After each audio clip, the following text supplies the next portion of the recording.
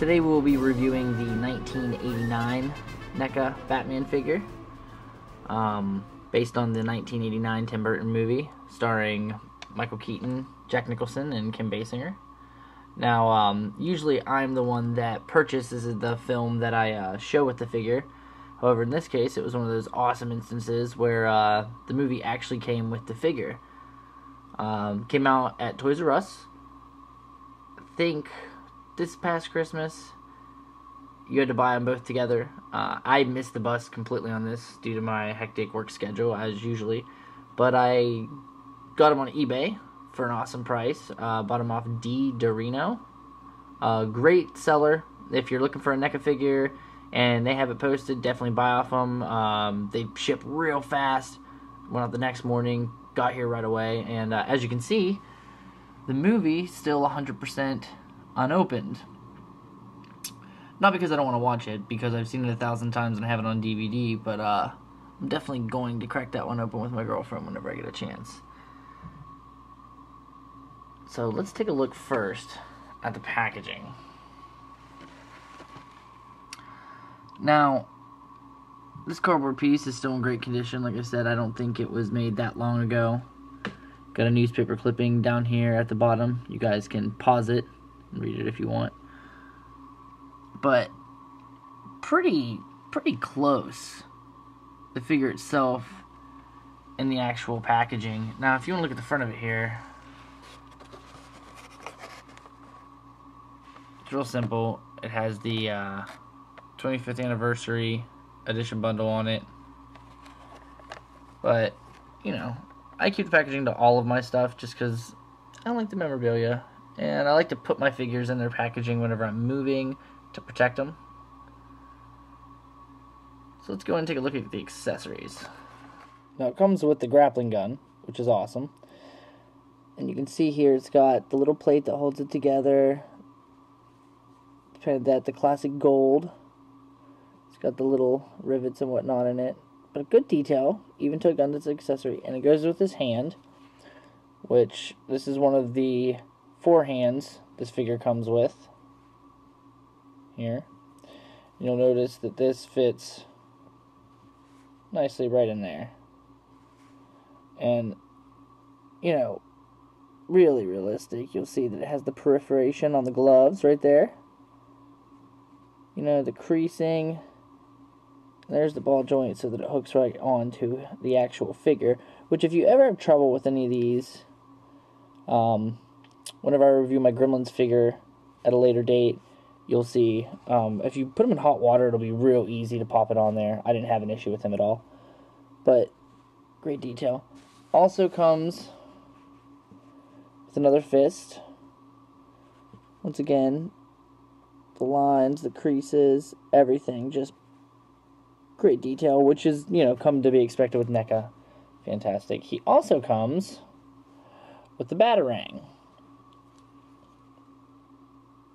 which fits right in his hand, just like that. And you'll see that the detail on here is just as good. It's got the silver tips. Every little piece of it's detailed like that. Fits right in his hand. The back side is flat. Not a big deal. We put it in his hand, exposed from the outside. Plus, no one really cares. He looks so awesome. I will say, the cape, a great material. You know what? Let's take this out for the cape. Let's look at this guy on a closer scale. Now, his cape, as we were just talking about, I think is great. I've heard some people complain that they wish it was a different material. Honestly, for what this figure is, you know, an accessory to a movie, I think they really outdid themselves. Plus, considering the fact that I tend to buy the NECA figures that are close to the action figures I had as kids, and this one is the closest to detail ever. So the cape hangs down clear there, and I like the way that it poses because it hangs off just right, and you can pose them underneath of it, and you get a nice hang down, a nice look to it. I will say the arm pieces on these figures, if you want to put it up like this one, this is how it's supposed to look. You got your spikes on the outside so you can catch him while he's punching, which is how it's supposed to be. On this side, you don't really get that. You know, and I get that his hand's supposed to be twisted so he's throwing the Batarang, but these should be on the other side. If you try to make it like that, kind of get this weird, I don't know, TLC or walk like an Egyptian type looking thing going on, which is not awesome. But, you know, when he's posed, honestly, to tell you the truth, no one that's come to my house has really noticed it. They just notice how awesome he looks. Once again, with the fists here, you'll see the detail. And that's where the Batarang goes in, which I showed you earlier. This one, I just went with the regular fist. It's his right hand. That's how he does it. The belt, since we're in this area, has a great paint to it. And once again, just the attention to detail is, as always. I wish they would have had like a little bat symbol or something there, but I don't think they had that in the movie, so maybe I should open up and watch it again. Now, he has a nice sculpt to him. A lot of muscle definition, which I believe the one in the film also did. And I love the fact they went the classic symbol right here with the cow, which I'll get to. The cow does lift up right here. Don't play with that too much. Don't spin his head if you get him. This cape will come off. I managed to get mine back up in there, but if you twist the head around and you're pulling with this, it loosens the cape, and you could also knock the cape off, which would not make him look as cool anymore. Well, back down to his body sculpt. I will say this. If you pull up the cape, you'll notice he's very thin. I mean, his muscle definition's awesome, but I just feel like Batman was a little bit more bulkier than that. But maybe it's just because of the way that Michael Keaton moved with that shoulder piece on, because he did have some weird movement due to that. But overall, you know, just a nice body sculpt, the way that Hulk hangs down. The arms move out like this. You can bend him outwards like that as well. There's all kinds of different ways you can move him. Up here, up, down. He's a little stiff, like I've mentioned before. I like to keep my figures stiff because of the fact that you can pose them easier. But both of them move up. I like to keep them in punching stances. The legs, well, torso, moves a little bit. You can see the way this is made allows it to move real easy. Same with these. Now the legs move out. You can do a split. They move in. Bend down here at the knees. The knees bend. Ankles bend. Got these little rubber pieces right here. Just kind of adds to the detail of the boot. Legs bend down, up.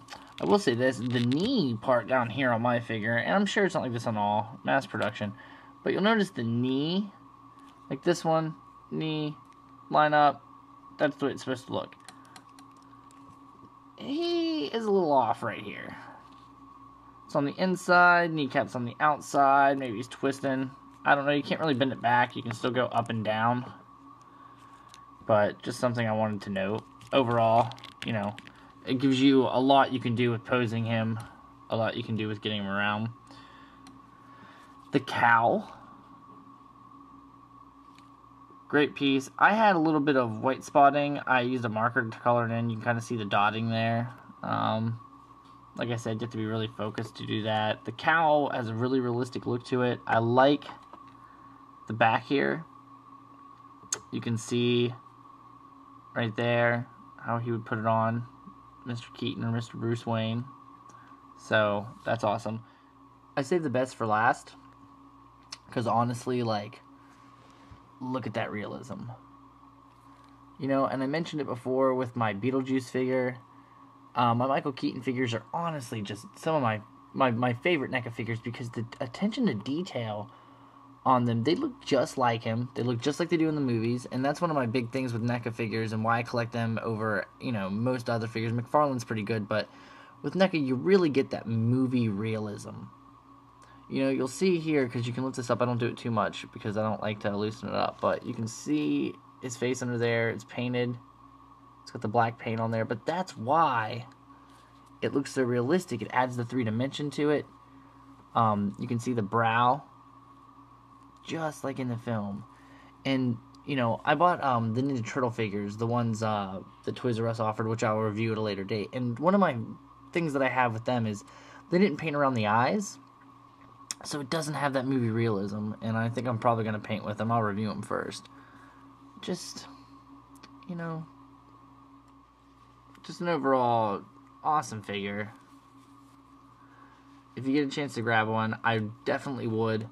I don't think they're going to be around that much longer. I don't know if they're, you know, NECA's going to come out with an actual release for their own, if they're going to do like they did with the NES Batman, because this is pretty much the same thing. It's the NES Batman, it's just done in the movie colors, that's all. So I don't know if they're going to do that. I got him in the DVD, like I said, on eBay. Great price. I paid maybe $38 after shipping and handling with him. I've seen people trying to sell them for as much as $50. So I would definitely go to eBay on this one, because you're not going to find it in stores. I contacted Toys R Us. It was impossible to get them. The guy actually told me that they came out like 2 years ago. I don't think that's accurate. But yeah, if you get a chance, definitely grab them. And this next part... This next part is one of my favorites. It actually goes with how I actually display them. Here are the two Keatons together. I like to display them together just because I think it's kind of interesting. I mean, Beetlejuice is definitely a little bit taller than Batman, but you kind of have to crouch Batman to get him to kind of stand up. Either way, I just kind of like displaying them together. Plus, you kind of get Beetlejuice kind of looking over at him.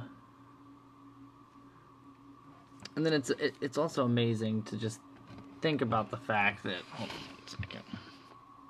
There you go. So it's also just kind of awesome to see them kind of standing there next to each other, because it's the same guy. But the attention to, like I said, detail with NECA is just... They never cease to amaze me. They're fantastic.